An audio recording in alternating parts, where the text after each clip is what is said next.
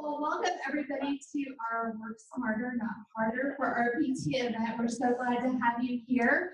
The FCE team, TRC, community engagement, research, we've all put together this wonderful panel and workshop for you today to help you and give you some tools, and we hope that you leave with a plan today.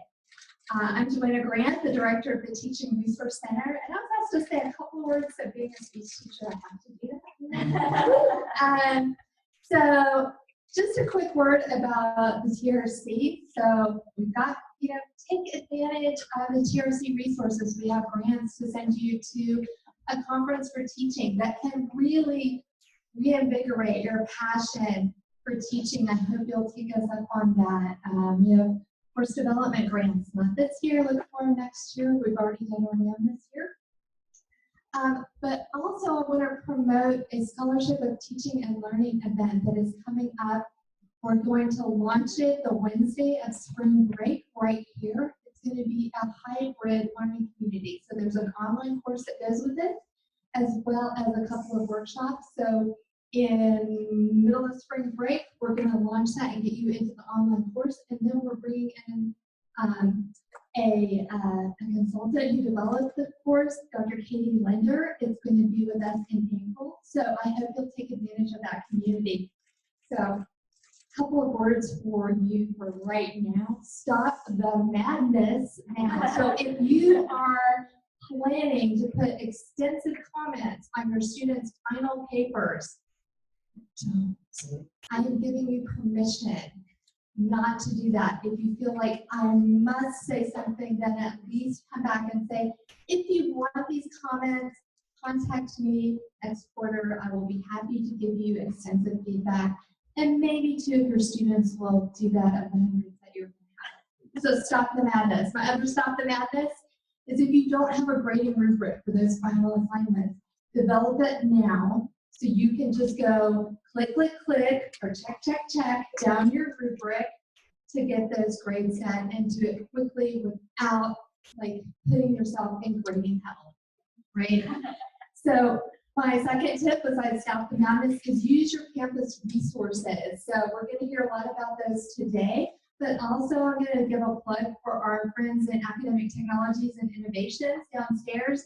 They have wonderful workshops and resources to help you with academic technologies that can make your life easier, and they are very available, very nice people to work with.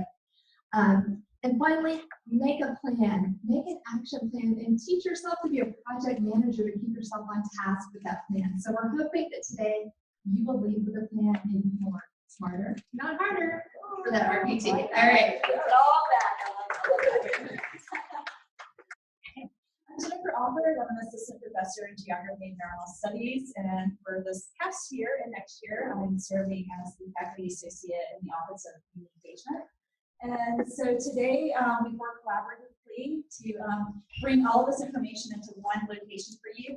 And also note that we have a cohort of people on Zoom that are not here, so kind of half here, half there. So they'll be able to ask questions and participate as well. And so really from community engagement, and Diane will speak a little bit more, and Juan as well, introduce himself. That's been for me the kickoff point for my RPT process in so many different ways. So I'll chime in during some of the panelist discussion about how I've done that. But just so you know the breadth of grants, just in engagement, not even to mention research and teaching. We have travel grants for you to go and learn more about community engagement, and not only how to engage, but how to actually turn that into research and to bring that into the classroom. So there's service learning aspects to your teaching that can also be part of this process as well. And just simple grants to start a community partnership. If you're just wondering who's out there, she's the person to talk to. I just go to her all the time, and I'm like, who does this, who does that? And she just has a database of stuff for me. But it's really important in this process to learn from your partners. And so we'll talk a little bit about that today, especially in the knowledge hubs. And to really understand that it's a two-way street, so it's not just them coming and servicing you and your needs, it's the other way around. But my experiences with students has led them to employment, to internships, to research opportunities, to funding and grants, all sorts of opportunities just in the past 2 years that I've been here. So all of these grants, I think I've applied to all of them at some point, right, Joanna? All of them can really help together to be put together to help to build your professional development and your teaching and research experiences as well. And now Larry, don't take it away. Okay, so I think most of you know me. I'm Diane Podolsky. Hello to our Zoomers. I'm the director of the Office of Community Engagement, and we do have a wealth of money to give to folks to engage with the community in a variety of ways. And I'm going to let Juan talk a little bit about the advancements to our website, and also we have our lending library. We've got some examples today, but there's many more books available. So I'll introduce Juan Ochoa. He's our new coordinator for faculty initiatives in the Office of Community Engagement. Hello, everyone. Very nice to see that everyone got a chance to come out here. In the Knowledge Hub, I'll be talking about, like Diane said, the advancement to the website. We are really focusing on supporting and recognizing the community work that is being done. So please stop by the Knowledge Hub and we'll share more information in this meeting. Okay, I'm Cynthia Crawford. I am a professor of psychology, and for the last, I guess, couple of years, I've been working as a faculty fellow in the Office of Academic Research. We recently sort of started an office called Research Development, and it is my sort of hope to help people get their research started. So the way that the TRC helps you transition into university instructors, it's my hope that I can help you transition your research from graduate school and your postdocs to faculty research. I'm here to help you find the resources you need. I don't usually have them, but my job is to try to help you find them. Sometimes that means getting a grant. Sometimes that means finding the right person on campus that you can ask. I will be around to talk to you later. My one thing I will say is we've all started putting our opportunities on InfoReady. So this is a platform that the Chancellor's Office provides us. If you want to find out about any opportunities on campus now, if you go to the InfoReady platform, if you just put in InfoReady and CSUSD, you will find it. But there you'll find all the opportunities everybody here has been mentioned. And then one last thing, if you are newer to our campus, as you work into university life, don't forget your research. Don't forget to keep writing. You can't just write in the summer. Then you forget things. If you're doing research and you're hoping, well, I'm just going to put this aside to the summer, you're really working harder than you have to. Yes. You will have to start all over. If you just write a couple hours a week, just set aside a couple hours, but it's better than nothing. You have to do it. It took me a long time to figure that out, that I would start projects and go, I'm going to wait to break. I'm going to wait to summer. I couldn't even find the data. You know, it's like I wasted months trying to remember what the project was. Now I realize I have to just set aside some time every week where I just keep on top of my research. And if it's just writing a paragraph, moving forward on a paper or a grant, it keeps my research going. It keeps things fresh in my mind. Don't forget, you know, like I said, people tend to focus on, I need to get these class preps. This is important.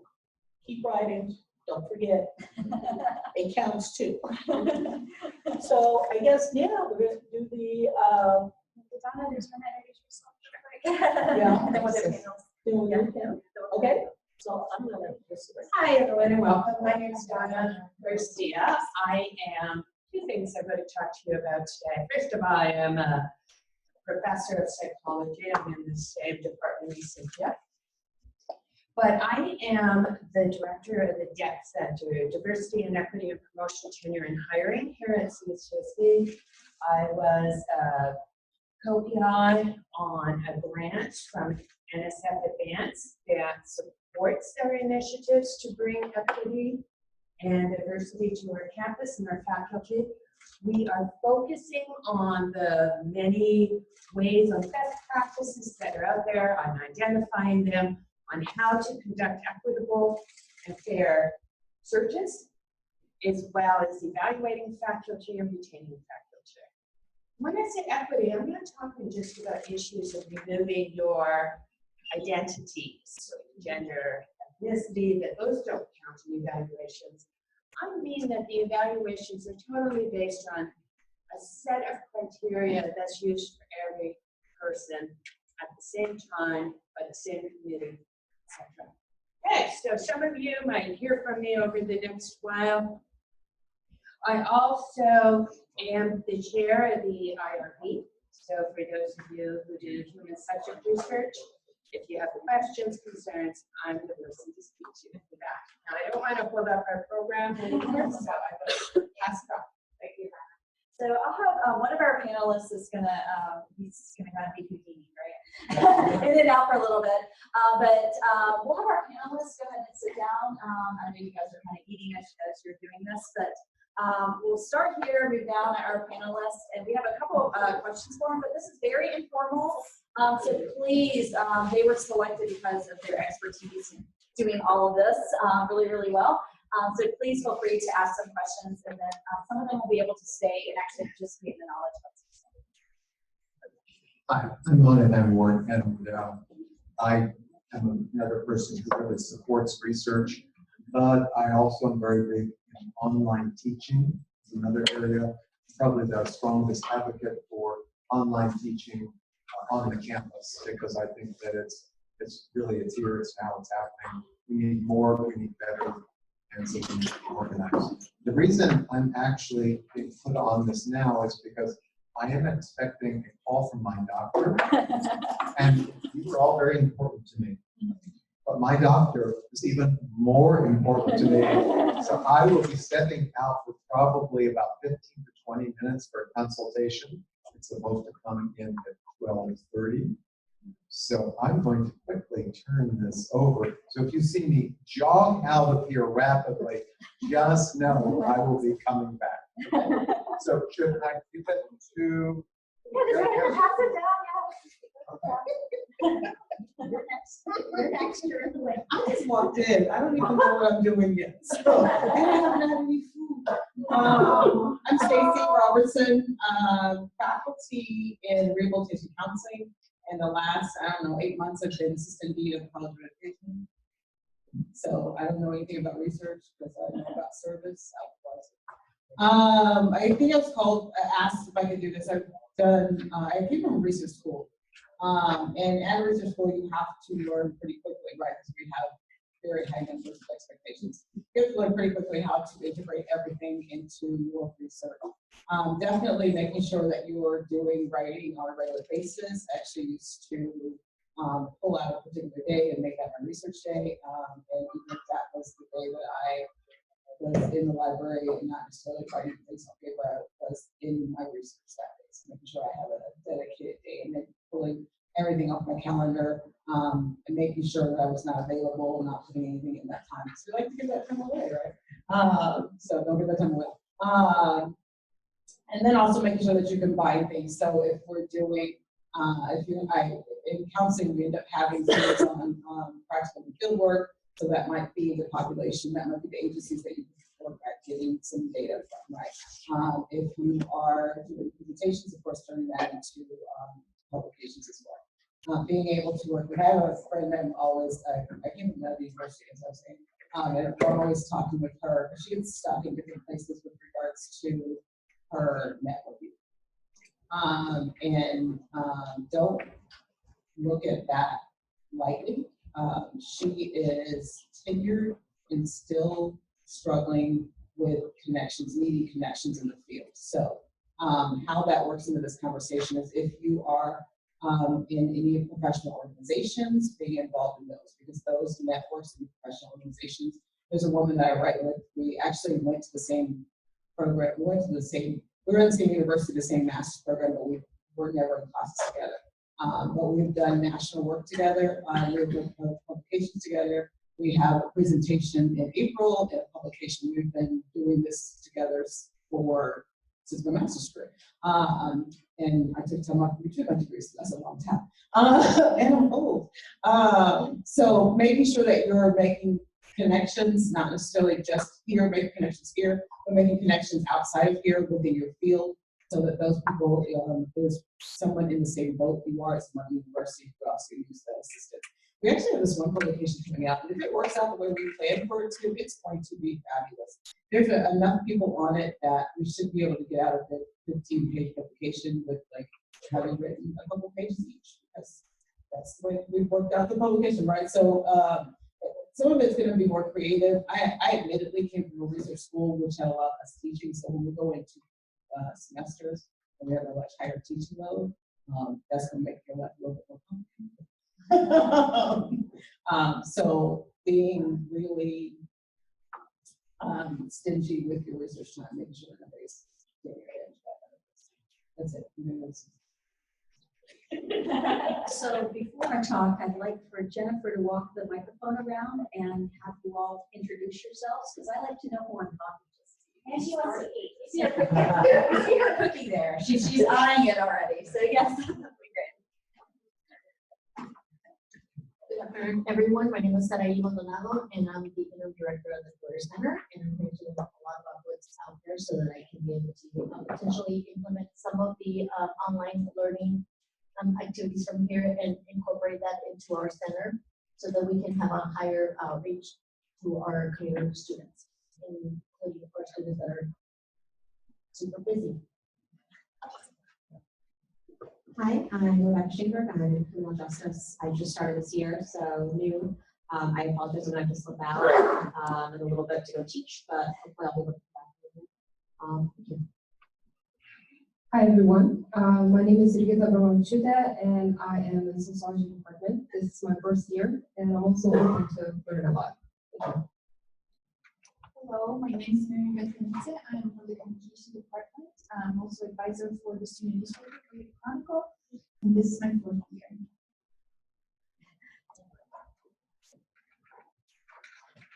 Shafiq Rahman, Department of Communication. I'm new, my first year, and I am also the chair of the Community Studies Department, so I got a whole lot of new things to learn. They've already said. Hi, I'm Neil Malik. I'm from Health Science and Human Ecology. I teach the nutrition program. No judgment about the cookie. I will have it later as well. First year faculty here also, so I'm looking forward to learning a lot. Thank you. I'm Jacqueline Romano. I'm the College of Education. I'm Education in Foundations. And this is my second. Hello, good morning. I'm Josephine Mendoza. I'm the Director of University Faculty Mentoring Network. This is my second year in the job. And I'm a faculty also at Computer Science and Engineering. I just want to say, if you are doing your FAR for the first time, or even if you're just tired of looking at it, contact her. I was in her office for 1 hour and a half, 2 hours the other day, and this is my third year. Having other eyes on your FAR, and I'll probably call on you here in a little bit, but making the connections, that network is just priceless for us. Because there's things that they're seeing as an outsider that we're not catching, or ways that we're not praising ourselves as much as we probably should for the really hard work that we're all doing. So, next FAR for some of us is due on the 23rd of this month. Not to scare you, but it's coming up fast. And so, just again, just wonderful resources in general, but she's great to have eyes on that. So, you still Actually, also introduce themselves. yeah, Swan, do we know anything about the Zoom or participants? Okay, do they want to introduce themselves at all? I think they're muted. They're muted, okay.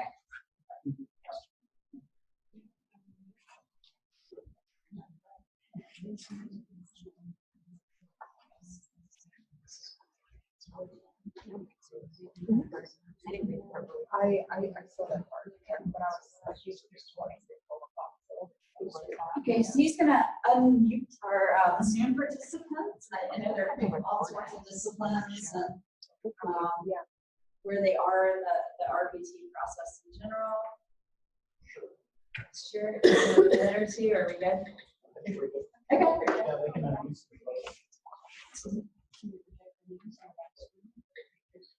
There we go. So if you want to unmute yourself and introduce yourself, that would be great. Thank you. Hi. Hang on 1 second. My name's Yeah, if we can't hear you right now, so can you unmute yourself?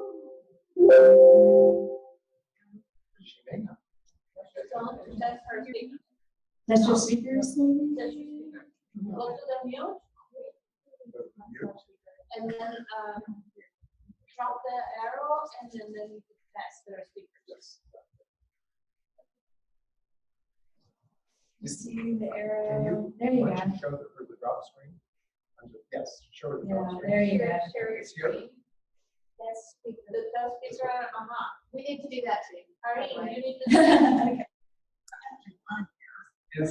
Yeah, we're learning vital technology just in case coronavirus, right? This is a 2-in-1 workshop. Oh, this way. Okay, sorry. Oh, chat. She can chat. She can chat with us too. Yeah, you can just tell us what college you're with, the year you are, and. People can't hear me? And does she? Okay. And choose you one faculty. Yeah, and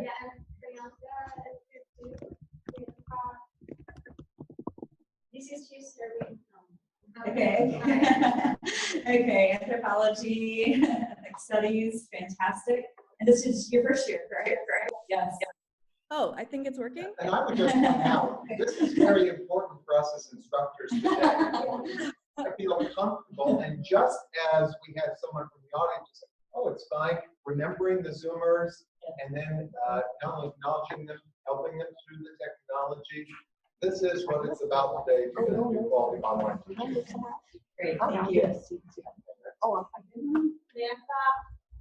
Hi, my name is Priyanka Manchali, and I am in my 5th year, and I work as an assistant professor in the special education reinvent counseling program in the College of Education.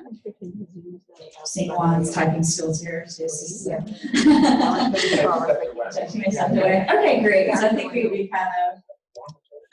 That's why. Oh, I'm sorry.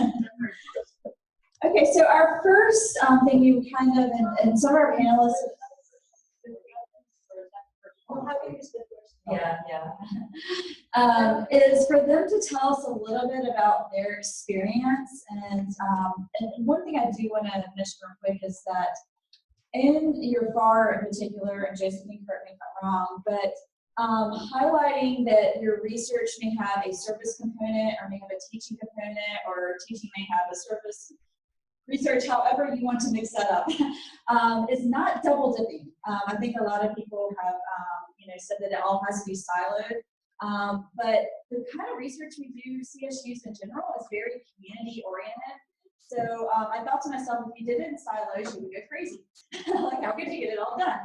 But it's also just not the mindset of our campus community, from my experience here, is that it's just kind of natural to be doing STEM education programs, or to have research that you're also mentoring students, or other different ways of making that happen. So really the sky's the limit, your creativity, but also what Josephine's been really kind towards me is just showing me that you are doing these things and they need to be recognized in all these categories. So I just kind of wanted to start with that because I think it's some feedback where people thought, oh, that's double dipping if you're doing that.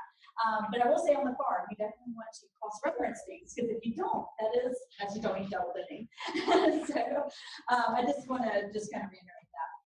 So for our panelists, if you could just tell us a little bit, maybe examples, specific examples of how you've actually done a single activity that's been related and you counted, for lack of a better way of saying that, in your service, research, and teaching. I think that would kind of generate bring some ideas here for our participants. Are you still good with the doctor? Yeah. Oh, I'm so sorry. I'm so sorry. I forgot you passed it off. Yeah, I gave it my chance and I didn't want to give it up for good. I am in my 29th year here. I have served at every level of review for faculty files. And big believer in undergraduate research, which has cross components. And I am from the Department of Chemistry and Biochemistry. I just wanted to say, in terms of the general RPT stuff, the most important conversations you can have is with your chair and your senior faculty who are going to serve on your committees, because they will have really good insight into what's expected in your department. They write the first round of review if you haven't yet gotten through that process. And if they're not happy with what you're doing, you're probably not going to be successful in the RPT process. So, and it should not be one conversation. It should be an ongoing conversation. So now we can Thank you. Sorry about that. So I think this is an excellent topic to start out with. I call it stacking. The more that you can get the bulk of what you do stacked, the more productive you can generally be. So what do I mean by stacking? Not all activities can be stacked, but when you can stack things so that when you can get your teaching, your research, and your service aligned, you are going to be more productive and you're going to be able to stay more focused.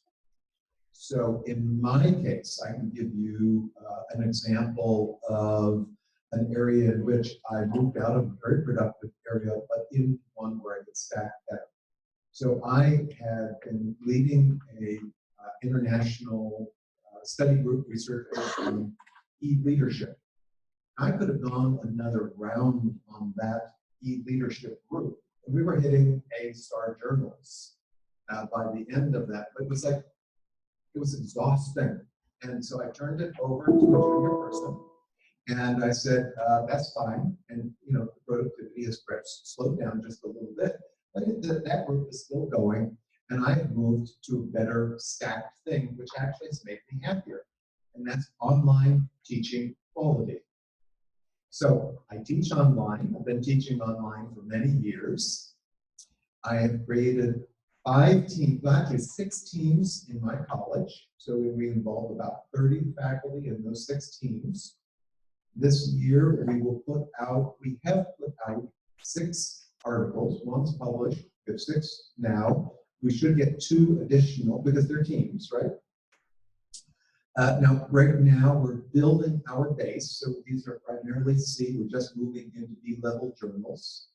But if we continue on this way, we're starting the next draft of data collection, and then we divvy it all up. So I use that in my teaching. Right? Makes me a better instructor. It helps in the research. Oh, and by the way, then I help a lot of people in terms of service to be, so that we can do more and better online teaching. So that would be my example of, and that's very, very CSUSB type activities. In fact, because of that, I actually recently got a teaching award because I thought that was kind of cheating, but it's that type of stacking that helps you do well in your system.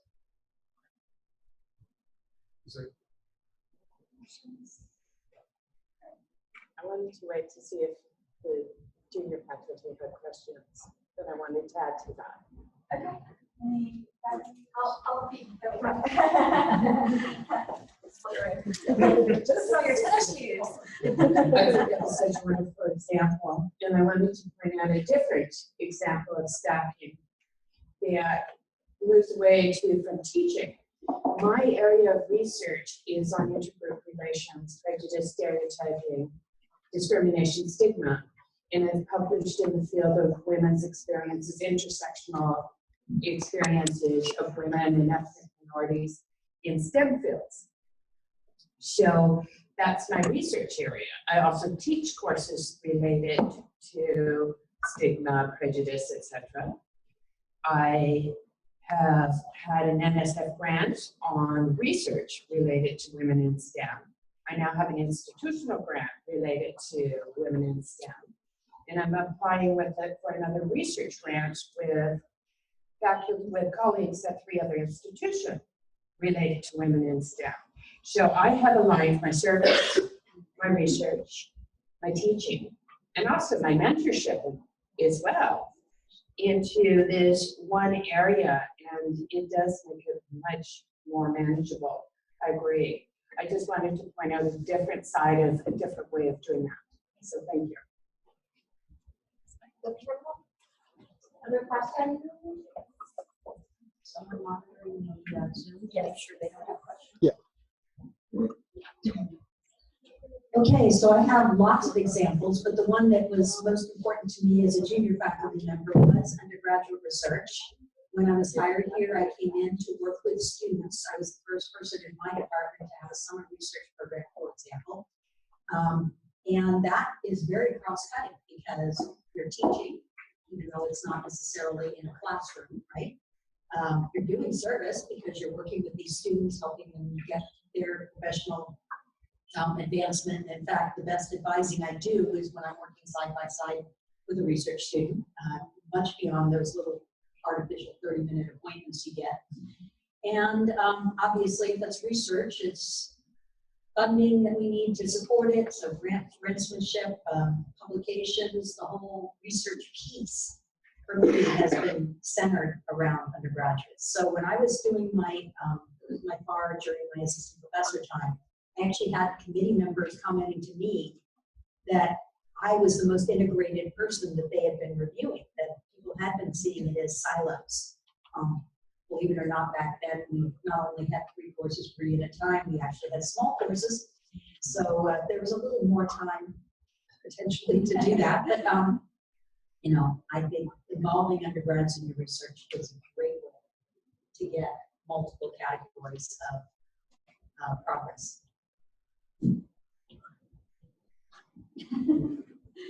I think kind of what I was saying is probably the closest with stacking. So for me, it ends up being the connection between the service and the research. When I end up doing research, looks at issues of diversity, and I work with, I'm rehabilitation counseling. I always do rehab counseling. So it's individuals with disabilities, and so based on that intersectionality, individuals with disabilities, gender issues, and race, ethnicity. So then I've served on boards, national organization boards that also look at those topics. So then being able to kind of make that connection. And having taken students with me to the conferences, which gets them kind of excited about the topic area also, and then being able to kind of do research based on those topics. So it ends up being more in, and as I was saying too, I'm also working with the people that I've worked on in the organization with on some of the publications. So looking at some of the information and some of the best practices and being able to present that and address that in our service areas, but then also being able to do research on it. And I just want to chime in real quick about working with students. I have 2 publications under review right now that are with graduate students. And although we don't have a graduate program in geography, we have a master's of social science. But a lot of people, or a couple people in my department, also service graduate programs in other colleges, in our example, natural sciences. So the master's of earth and environmental science. And that has been a treasure trove of working with students and really mentoring, teaching at a teacher's scholar model, just a whole different level, and brainstorming with them. I mean, you know, sitting down with data and saying, hey, this is what I'm thinking, does it make sense? And going back and forth. I had one of those meetings this past week. And it's enhanced my research, but also how I communicate and, you know, with students and how I explain, you know, because sometimes we get like, okay, this is the data, you know, we talk very like this. But the other thing it's done for me, I do water quality research in the San Bernardino National Parks, is a lot of my students know about environmental organizations and they say, hey, my friend's a part of this organization, can you come present? And then there goes service, right? Because now they're linking into that. So it's been an interesting experience because I thought, you know, all students, you know, here we go, we're gonna have to do a lot of the work, you know, and you kind of feel like they're just kind of part of the process, but really it was such a collaboration. It's been a very wonderful experience. So if you don't have a robust undergrad program with research, now's your chance with everything coming online. We have more time with them, 16 weeks in a semester versus these quick quarters where they're kind of just revolving through the door in so many ways. But also realigning yourself and your expertise to support other programs, especially as they've evolved into this semester. So there's a lot of cool courses and just cool opportunities that have come online with that. So don't hesitate to reach out to other colleges and link up with their programs or volunteer with any of their grants that they're doing to kind of get that one-on-one experience as well. Any comments or questions from anyone? Can I make a comment? Yeah, absolutely. This is for in regard to the transition rate for the quarter system to the semester, I'm looking at the future of the research. We will have a very difficult time in the first 2 years to engage in research, as many of us are trying to develop courses, preparing for these courses, getting adjusted on the semester system. And it's going to be interesting to probably engage into the research of those transitions right now, as all of us that we are here and make a publication out of it. Sincerely believe that the low amount of hours required for the teaching expectation versus the research is going to take a big chunk of our daily lives. So I would like to know if there's any suggestions that will help us. I'm not sure how many of you have worked before in the semester system, but the workload has been less than what it will be expected in the end, so you can have time to do research. The compensation per se will be, if an example, you will have a load of 12 hours, the 12 minutes, which is like a 4 courses, right? That's what is expected here for the next semester. In another institutions, I have seen the release of 3 units, which is like about last time. So those hours used for preparing the class that will be used for the research. So you will be teaching only 9 hours compared to the 12. And it is still challenging, but it's better than having 12 units plus the research expectation. And I feel like many of the young scholars are just trying to accommodate themselves to the culture, or acclimate to the culture of the school, try to establish their connection with the community, try to find a way in around this area as a new beginners in this area. It's going to take a lot of hours, and it's going to be very stressful. So I would like to suggest just be prepared for those challenges ahead from senior faculty to understand the challenges, not just for you, but for all of us, and beginners, those who are starting the research, are going to be harder. The expectation is much higher.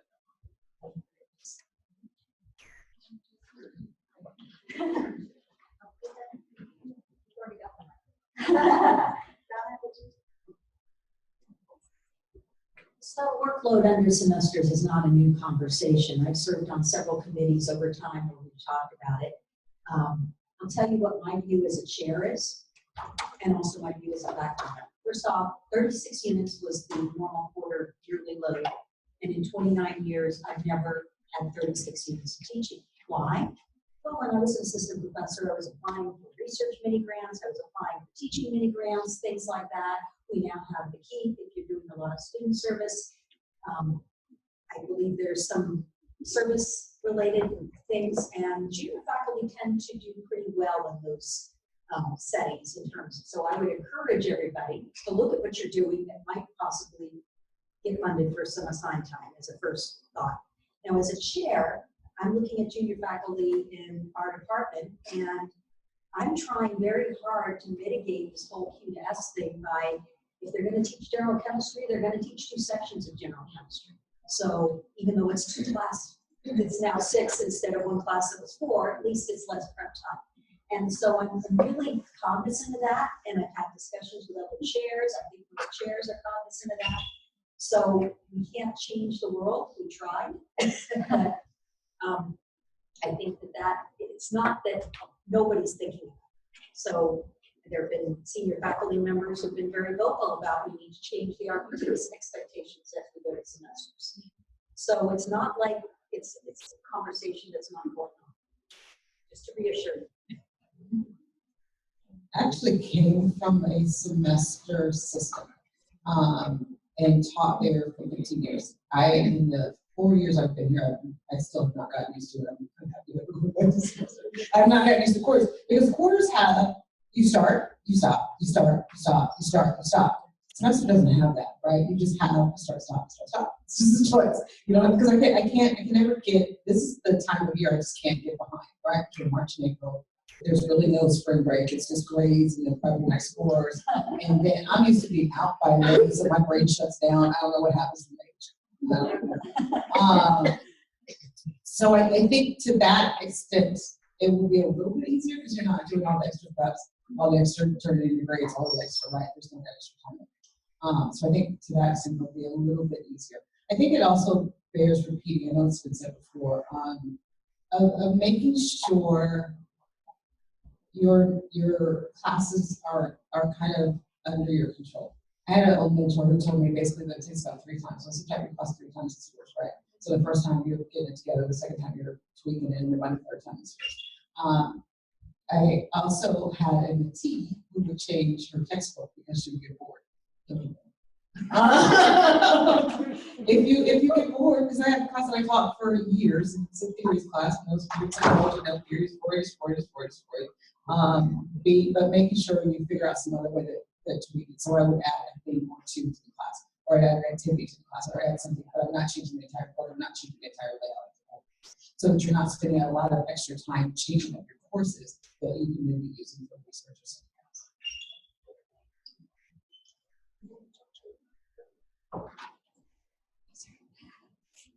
I was just going to say, not to at all minimize the issue of research time, but for a lot of incoming faculty, the time you're using to do your courses will pretty much be the same. If you haven't taught the course, getting it ready for the semester is no different from getting ready for the quarters. And for new faculty, almost all of new faculty get a fair amount of course releases, so that will help them really integrate into the semester system. Like I said, I think in many ways it's the more senior faculty that are who will suffer more because we don't have the priority that tenured faculty for course release based grants. And it is a part of the review process to be a priority to newer faculty. But what I can say is, like Dr. Cousins, I've been here since 1996, and I'm yet to teach a 333. And it's because of sort of aggressively going after whatever funding is possible. And I think people were researching is their priority, then reaching for that funding is your priority. And it will help you with your teaching because you have less of it. And I've been on semesters, I've been on quarters. I have to admit, I don't tell other people this, I'm kind of happy to be going back to semesters too. I think that a lot of the classes I teach, students are going to be more successful in the semester system because now I have time to do sort of the repetitive nature, going back to topics I've covered and later in the course and going, okay, so now let's go back and see how we're doing. And with the quarter system, I felt that there were so many content areas I had to cover that I can't do that type of teaching. I can't go back and reassess. So I'm looking forward to the semester. And I was looking at my course notes that I had this semester, my course notes and course, they're really not that different.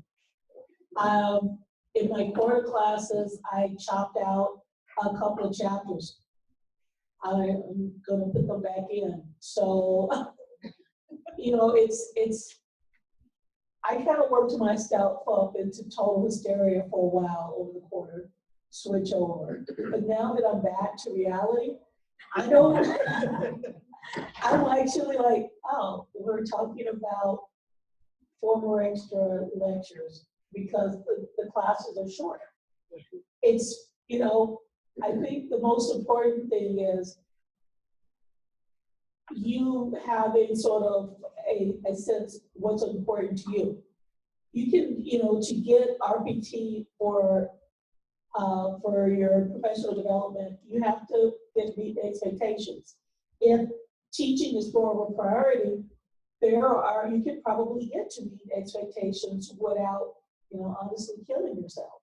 If research is your priority, then you need to know that I can't do it and teach 4 classes. I've got to apply for all the funding that's possible. So I just think it's this, when you first sort of, you know, have to deal with this transition, it's hard. But once you kind of calm and think about it, you know, you do get to the sense, I can still do what I want to do. I may have to change my priorities. I may have to be more cognizant that I can't let funding deadlines, especially internal ones, go by. But I think, you know, our administration, they're aware of these issues. And I think when you're really worried about them, the best thing to do is to go talk to the chair, go talk to the dean, because they want you to succeed too. They don't want people not to do research here. It doesn't do any good for them. So I think we just need to be aware that this is a problem, but it's not a problem. We can get past this. And quickly, just because I attended the pastries with the provost, I know that the provost has put together a package of releases. It's going through the approval process. So if we could just hang in there until those release plans have been made public, I think you'll all be very pleased with. She has done a very good job, in my opinion, of scraping together disparate pots of money into a fund to try to help alleviate people's concerns, especially for first, second, and third year faculty. And then also, as a quick note, because if you completely revamped your curriculum, transformed it, then that is a perfect time to do the scholarships of teaching, to really design assessment rubrics within your course. If you're going to be teaching it for the first time anyway, this is an opportunity for you to do research in that area, and that again is stacking your teaching and your research into one piece. So I think we're all going to be okay. It's just taking a little bit longer to get the release times. Packages are approved, but they're in process.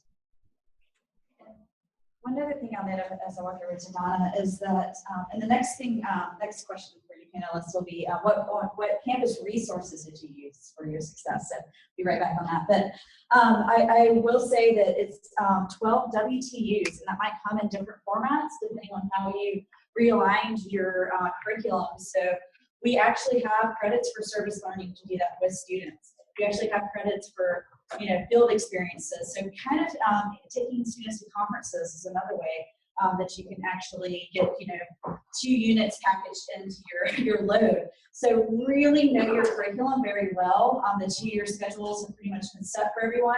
To really talk with your, you know, your colleagues and your chair and think about how you can package this in different ways.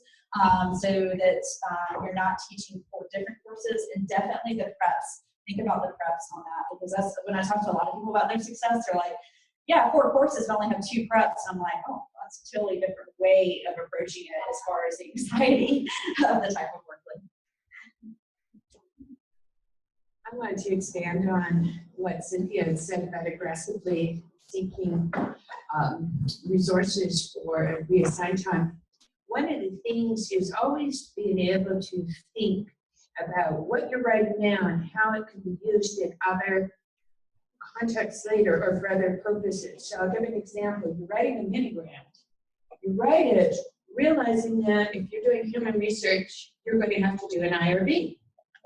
You write it knowing that if you are doing research, you might be presenting to conferences and have to write a conference proposal in the future. Also, you're going to write a journal article, hopefully out of it, or a scholarly publication. So thinking about that when you're writing the mini grant, on how can I write this in the best way possible that I can now quickly change it to my other uses, is a way to maximize your output on this. So, just wanted to one more say, and also for your students to apply for the ASI and OSR funding that I think our panelists will talk about next. Nice segue. So the next question I have for our panelists is, what campus resources in particular did you utilize, or if there was a campus community connection type of resource, what types of things have been helpful in your success? Well, I'd say the most important thing, and it really took me a long time to learn it, so it wasn't when I was an assistant professor, is collaboration with other people. Because many hands make work light, and we talked about that with one of your publications. But my recent work has all been collaborative groups of people, and it makes a huge difference. It makes it a lot more fun, and it makes it a lot more reasonable. Because not all of us are busy at the same time, right? So if something comes up and one of us has to present, they're there. In terms of actual funding sources on campus, TRC was started in 1995, and I got money from TRC in 95, 96, 97, 98, 99. Eventually I decided I probably should go to junior faculty, and so I quit going there. Research mini grants have been around for my entire time here, and I had several of those. The sabbatical program, once you progress a little bit, is really important. I think a lot of people on campus do not take full advantage of that, but you're eligible for a sabbatical every 7 years, so often right after you get promoted. And that's been invaluable to me to move in new directions research-wise. So that probably, in terms of resources on campus, have been the biggest single things. Oh, and the I hate to say it because Rachel's gone, but the Sponsored Programs Office, I have been quite successful at getting external funding. Not every time I apply, of course, that's the nature of the game. But over the years, I've gotten a lot of support from Sponsored Programs in getting my external grants prepared and out. I was trying to wrap my brain. So I did the TRC. I did use that funding. I think that the faculty center resources has also been useful. There's that writing thing that Writing accountability group. yes, the writing accountability group, which I did once. I didn't make others. So use it better than I did. And then there's also my first or second year. One of the other faculty was telling me about. There's a program that my master's student was able to be a, not working very well.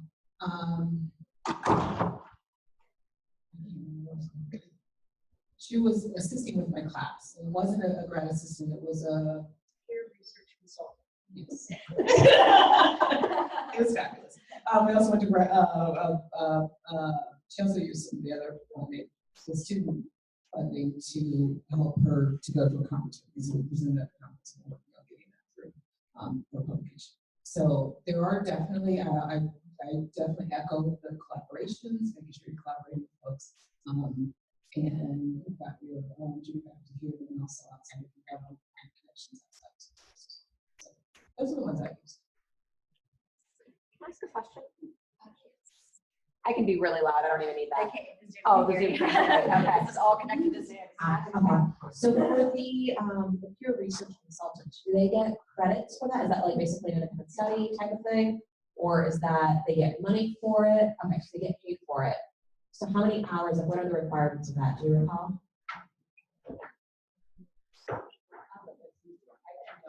She's going to Google it, but what I will say is your professional development funds can be used to hire people to help you with research.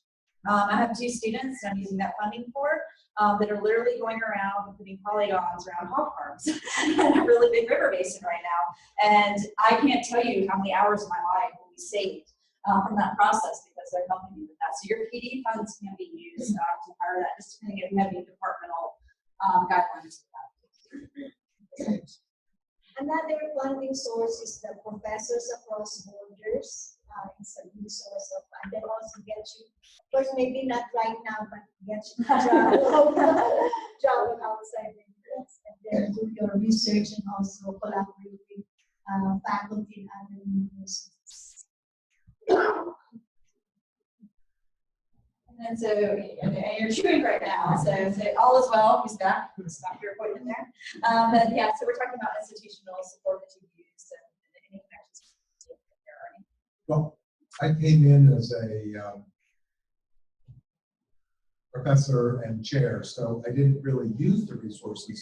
Let me say what I expect, and many departments expect. This is not true across the board, so natural sciences will have different standards. But generally speaking, many of us expect that you either have gotten either a local grant in either TRC or academic affairs. So either Cynthia's shop or Joanna's shop.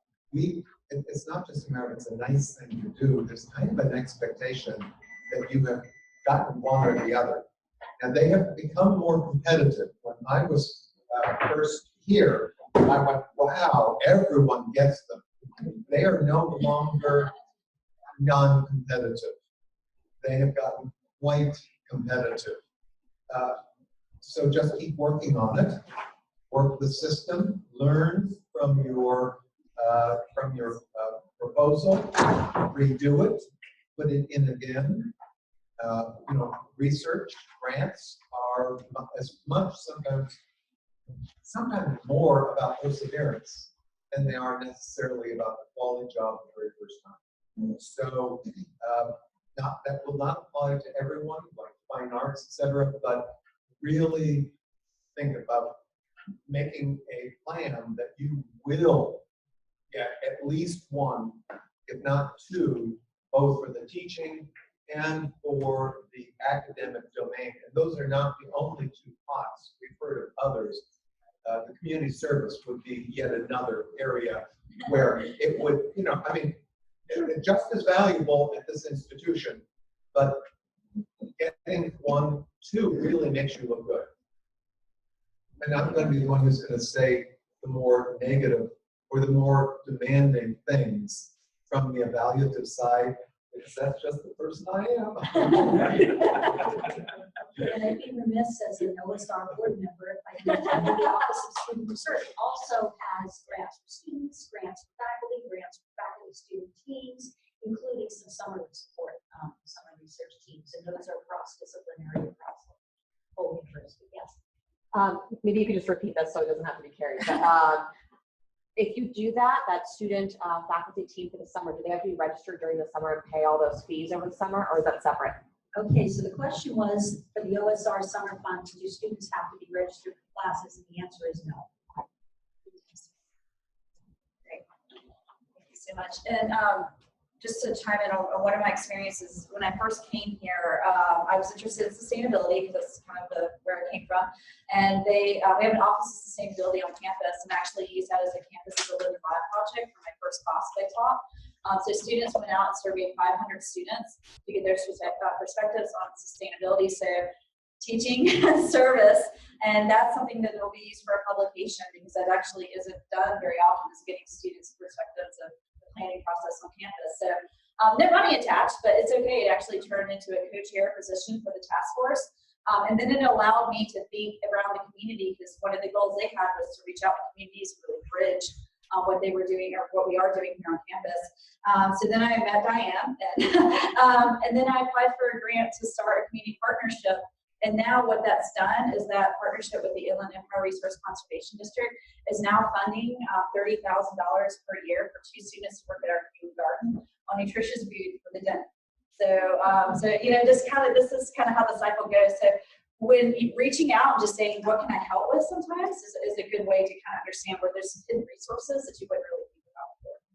So my last question for the panelists is, time is of the essence, right? So how did you, and you kind of hit on this a little bit, but how do you manage this process as you've gone through? You have any really good tips for managing? And I think the one comment about writing every week, if not every day, I tell students, I'm like, even if you're on this sentence and you're on it for 15 minutes every day, like at least you're not becoming disconnected with your work. And I remember when I came here, I was like, I don't have 7 hours to write, and I can't write well, and I'm a mom of two, that ain't gonna happen. So I literally am up at 5 a.m. and from 5 to 6 I write until my kids get up. You find these pockets of time, because I was sitting there thinking, I need chunks of time, because in PhD program, I get chunks, had chunks of time the way my life was set up at the time. But here I get little 30-minute sprinkles, and that actually adds up really fast. So don't dismiss these little pockets of time. You can always come to us at CE and find out if you need to as well. So yeah, if you guys could just talk a little bit, again, last question, about just kind of how you manage your time with accomplishing all the wonderful things you have to accomplish. So I would say first, following up on Cynthia, research first. Okay, this may be a teaching institution, but the research takes time to mature. So don't spend your first couple of years saying, I'll get to that. 2, get the stuff from your dissertation published. It's out there. Do not let, you're still working on your dissertation stuff. After 5 years, you have a big problem, right? So get that stuff out there. Move on to your next level of projects. That's what committees are looking at. Can you keep your agenda evolving? Third thing is, I don't believe in the once a week, even if you're busy. I say, 4 days a week minimum when you're busy. You have weekends, right? None of you teach on weekends, so those are 2 really great days. I'm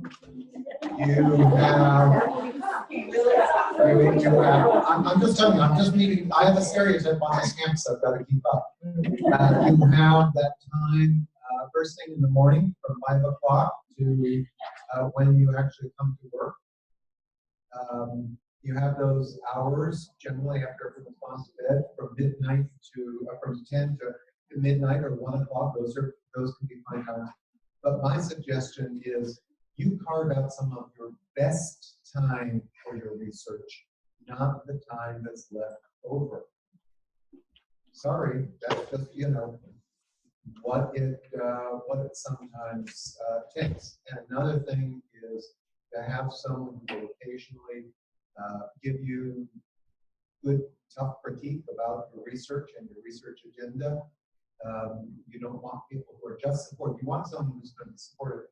You also want someone who gives you kind of, gets right down there and really says, this is good, this is good, this is awful. You really need to improve this, or this is substandard, or you're missing this whole point over here, or did you think about doing this? Someone who will be fairly candid, and that's generally someone who's relatively active in the research area. And for what it's worth, I'm more than happy. I normally talk with somewhere between 150 faculty, 50 to 150 faculty on this campus every year. I'm more than happy to do a face-to-face or Zoom meeting with you anytime that you would like. Okay, so I did not get my above expectations or what it used to be superior in research. I got it in teaching. Teaching can take as much time as you want to put into it, but it doesn't have to. In fact, one of the things that I adopted after year 3 in a serious discussion I had with a senior faculty member was, what is it will get you to 95%? Because you know that you can spend twice as much time to get that last 5% in terms of your teaching, right? I don't have to be an absolute expert to do a good job teaching. And to me, this institution is set up to suck you into teaching. So, I had to really work at it to make sure that my professional stuff got up to snuff in the process. I did go to a professional meeting very early in my career and had a wonderful woman who I don't even know who she is, but I remember her, she was on a panel, who said, you can do everything, but you can't do it at the same time. That was another piece of advice that I've held on to. In the last 5 years have been my most active in terms of research, scholarship, fundraising, and so on, of my entire career. And I'm really excited that that's where I am now. But that wasn't my area of excellence in the past. So you don't have to be excellent at everything. You gotta be good enough in 2 out of 3. Okay. Repeat that. You have to be good at my above expectation isn't it either. So it's a matter of making sure. I think that the most important thing for me has been the idea of staying connected. We were talking about staying connected to research. Because when I'm in the mood of it, I can stand in the shower and try to figure out what the next paragraph is, right? Otherwise, I'm standing in the shower trying to figure out, do I put that MOU? Do I do blah, blah, blah? Did I do blah, blah, right? Did I get my conference stuff right? Yeah. So staying connected to it makes a huge difference. So whatever that means in your schedule, if you carve out that day that you do your research, if you carve out 2 hours in the morning, if you know teachers have their classes and stay doing research instead. So just make sure that you carve out that time. I think that's it. It seems like the simplest thing, but it's really hard for people to actually do that, especially if you're in a teaching school. And I know that people of color, especially women, end up doing a lot of service. Like students come to them or whatever.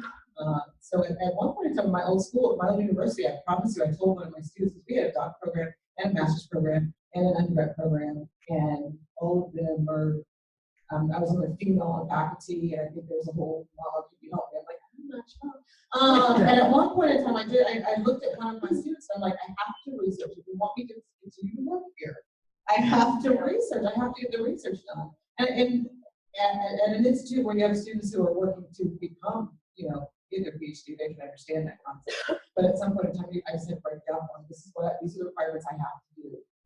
And I would love to have these conversations with you, but we're going to have to do it at another time. This is our research time. So,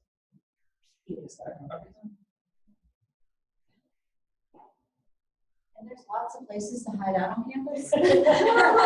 Don't try to do stuff in your office unless you shut the door, turn out all the lights, don't make a sound, right? Because even if you crack the door open because you want to be seen by your colleagues that you're here, guess what? They're going to sit down in your office and start talking to you about stuff that's not part of your research time. So, and again, I mean, when I started here, it had been a while. I taught some other places, so I was a little bit reviewed for my dissertation. But seeing the research question in almost everything you do, there might be one. So just think about the stuff that you're doing, and it doesn't have a research component. Again, our campus is very community oriented. So community-based research might also thread, STEM education. There might be pedagogical. There might be all these other different things that you could write about. And we had someone come speak on campus not too long ago that says, even if you're doing research notes or you're somehow still contributing to stay in there but not doing a larger research paper, it keeps you active, it keeps your brain active. And sometimes I think they can go to much when you're standing in the shower. And I do this, I'm very task oriented. I'm like, okay, which one do I pick today? It's like the pot and air thing, and it's like, okay, I'll just pick something. But to be focused like that and to say, and to be realistic about your goals, right? To say that in the next 2 months, given the fact that I have service and teaching, how much research can I get done, and holding yourself to that. So this whole, I think we all kind of have accountability to ourselves, kind of keep it ourselves, keeping yourself accountable in that respect. And I love working in Google Docs because when you open it up, it's like, you haven't opened this up in 5 days. And I'm like, whoa, like should have done that 3 days ago, right? So trying to hold yourself accountable is also another way of improving yourself, right, in this process. Not so much a question, but a comment. It's just that I appreciate you saying those things. As first-year faculty here, probationary faculty, I saw that the CNS College of Natural Sciences average for studies was 5.2. And so I found myself over-preparing this year, for sure, with teaching. I spent so much of my time just making sure I meet that average and making sure that my chair feels like I'm a good teacher. and that I'm up to par. And so I am in trouble just because at my previous institution, I didn't, it was all teaching. I was 100% teaching. Don't worry about your research. And so I have data for my dissertation that's older than 5 years, so I'm in trouble. But I'm working on it, and I have something pending with it. But I just wanted to say from my perspective that I was over-preparing teaching.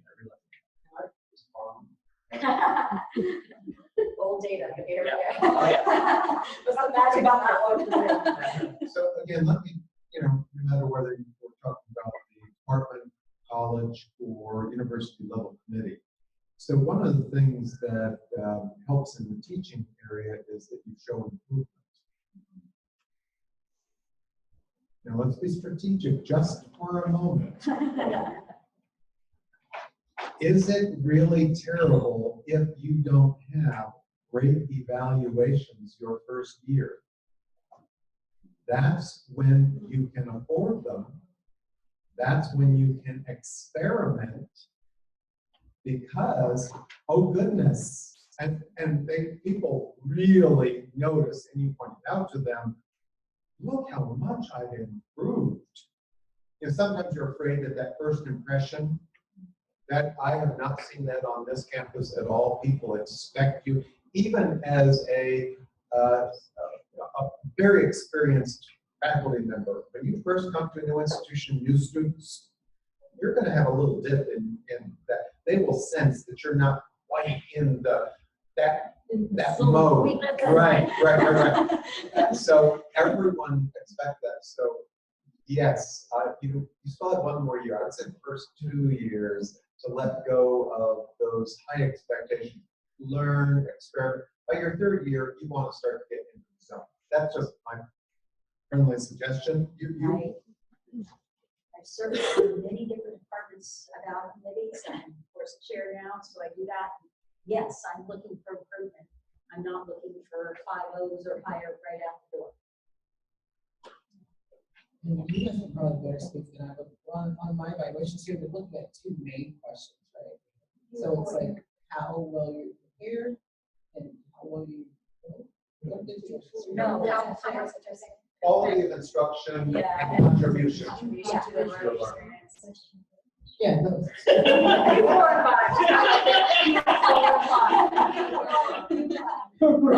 Because I think there's a point. I think what Monica says about coming to a new university is a really true thing, right? The students don't know you yet, they don't know your style, and once they get to know you, I also think that there is, in truth speaking, some of the associates with students is kind of a popularity contest. They like you, or do they not? And then if you're content, I don't want to minimize our job, right, and what we do. If your content is solid, you know what you're talking about, you're an expert in that area.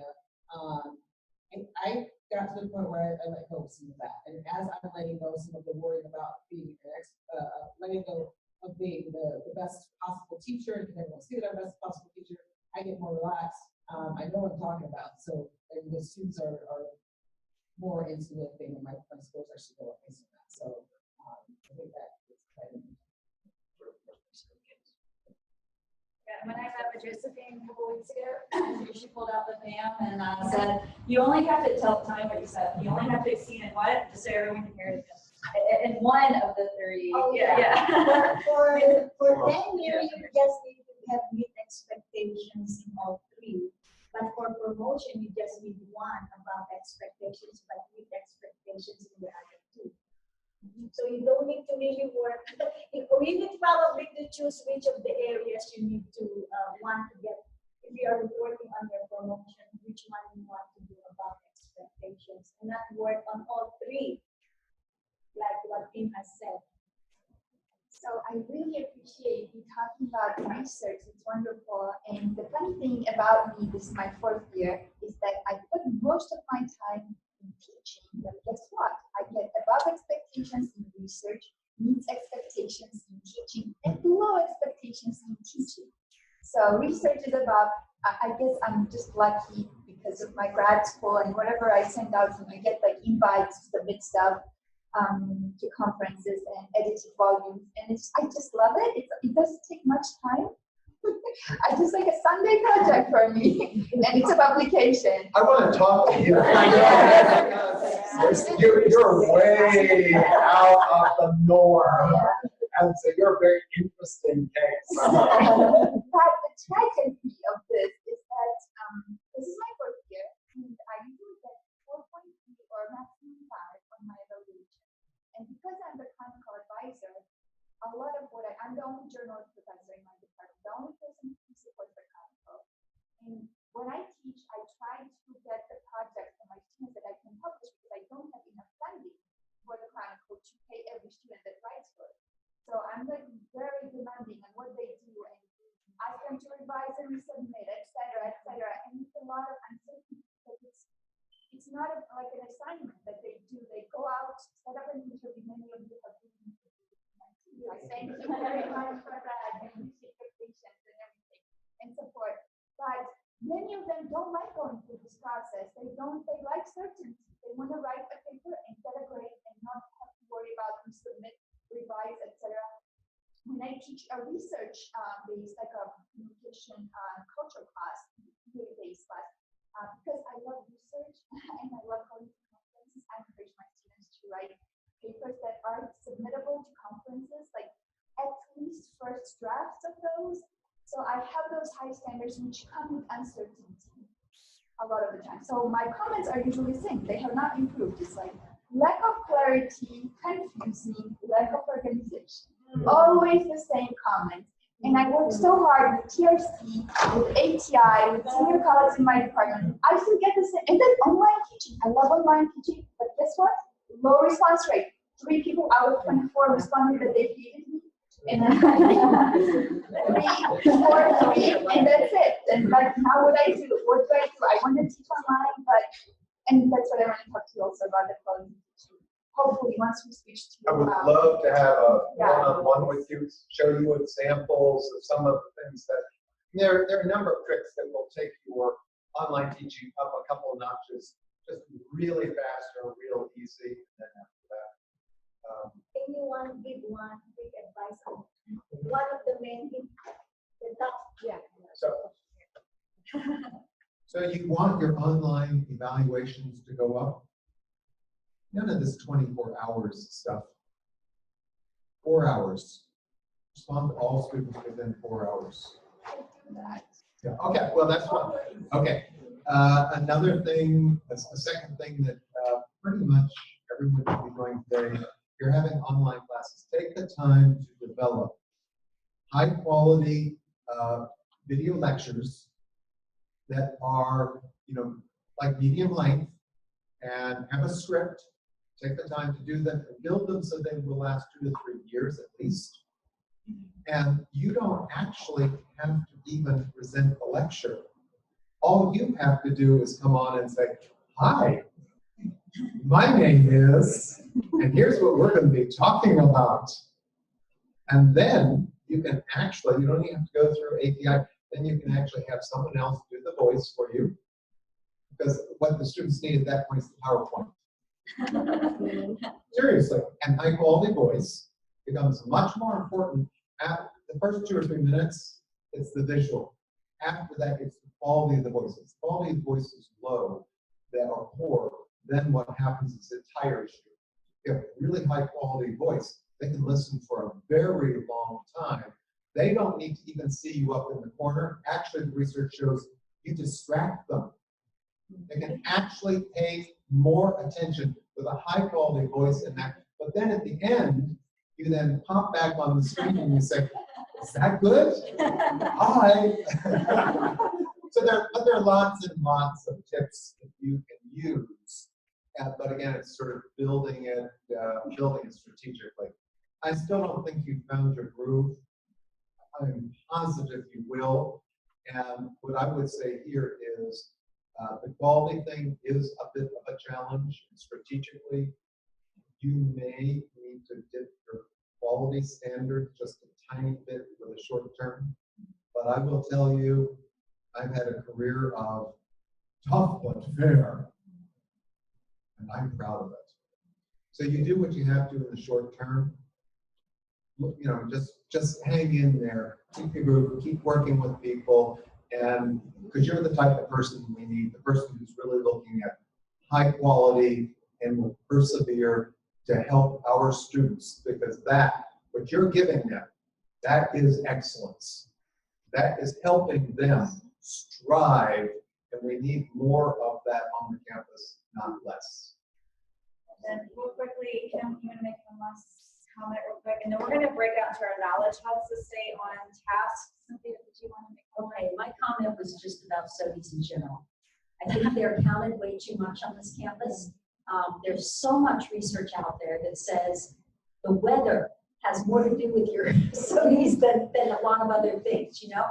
That people of color, that women tend to not get as good studies, that anyone who's tough on their students gets lower scores. The best thing we can do for ourselves is what we're doing a portfolio is to find other ways to demonstrate excellence in our teaching, because that bar is what you write. So for example, if you do a precursor course, you do this a lot in science, and students coming out of my XYZ class, 95% of them pass the next class, which is really high for a STEM class, right? That is a mark of excellence. My students may not like me so much, but they're learning, right? So that is one way you can advocate for yourself, is find other ways to demonstrate quality teaching. We'll go right down the line and move into our knowledge. Sorry. I just want to piggyback on the SOT thing, because there's also research that talks about women of color with accents have lower SOT scores.